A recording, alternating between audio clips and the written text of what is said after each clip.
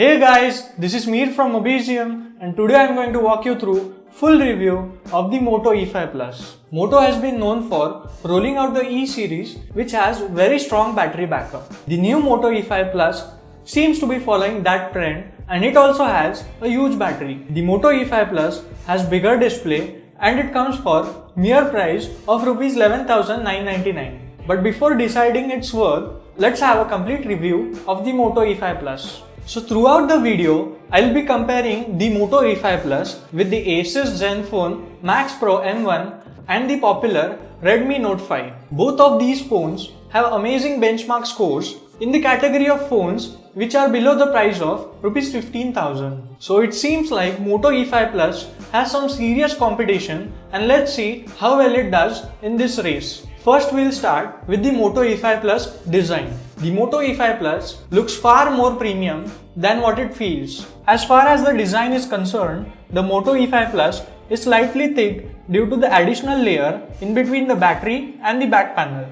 Moto has added this layer to make the device more secure and absorb jerks during accidental fall. The fingerprint scanner lies hidden in the Motorola logo on the backside and I find that classy as it looks like a futuristic design on a smartphone. The 3D polymer back gives the phone rich glossy finish which is actually plastic but looks like glass. The plastic alternative deserves a thumbs up as plastic is less likely to shatter like glass. The Moto E5 Plus weighs more than average owing to its huge battery, but the phone looks very modern compared to the other phones in this price range. On the right edge, we have the volume and the power button, whereas on the left edge, we only have dual SIM tray with dedicated microSD slot. On the top, we have the earphone jack and micro USB charging port on the bottom. Now let's move on and check the Moto E5 Plus specs and display. Costing around Rs 12,000, the Moto E5 Plus has 3GB RAM along with 32GB of onboard storage.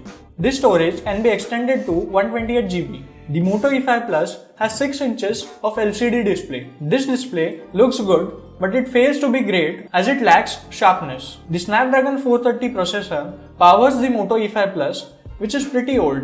When compared to the Snapdragon 636 in the Asus ZenFone Max Pro M1, the Moto E5 Plus lags far behind in terms of processor.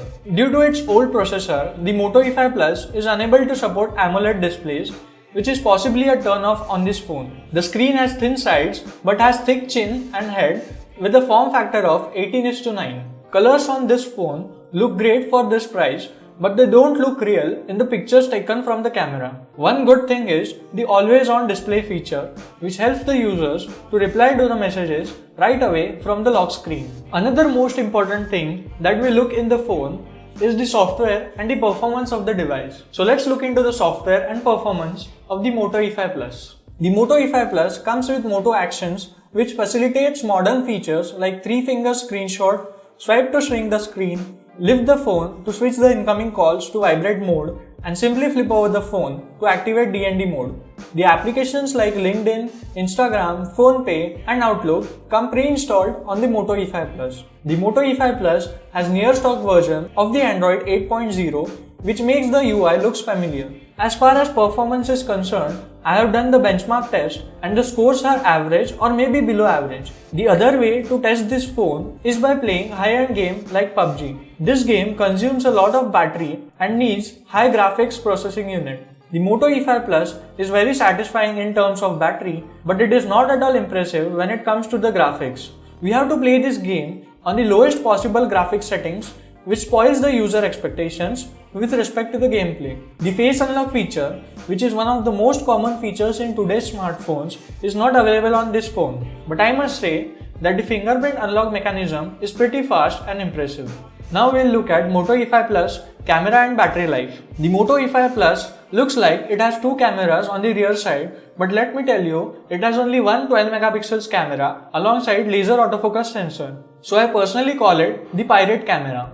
We do get a flash beneath the rear camera, but we also have selfie flash with the front camera, which is of 5 megapixels. Talking about the quality of the camera, I don't know if it is right to expect more from Moto E5 Plus, but at this price range, I personally did not like the camera at all. the rear camera has some serious issues with the dynamic range from the object, which tends to expose the pictures beyond limits. The camera is easily affected by the intensity of external light. The images would look unnaturally brighter. Lesser the light, the camera would automatically enhance the image, making it look unreal.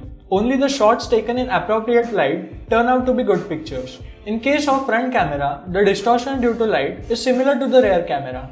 Even in the night, the photos have noise in them and the selfie flash doesn't seem to help much. The battery on the Moto E5 Plus is 5000 mAh and this is the universal selling point of this phone for Moto. I personally tested this phone for a day with full charge and I did use some social media apps throughout the day.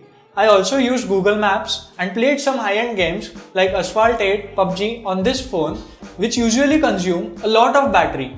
But at the end of the day, what I noticed is I was still left with battery slightly more than 50%. So that is quite impressive. This means that users can stream 18 hours of Netflix or listen to 200 hours of music in one single charge. For an average user, the battery would easily last for more than 2 days. So this was the full review of the Moto E5 Plus. If you want a phone with long lasting battery and you are not a hardcore user of this phone or do any sort of gaming on your cell phone, then this is the right phone for you. But just in case, if you are ready to compromise on the battery backup provided by this phone, you can obviously go for the other brands in the same price range which have faster processor and obviously a better camera with the AMOLED display on them. For me, Moto could have done better on this phone, but let's wait till Moto is out with their next E-series phone and see if they have done the required improvisation on the new device. So that's it for today. If you like the video, please hit the like button and do subscribe to our channel.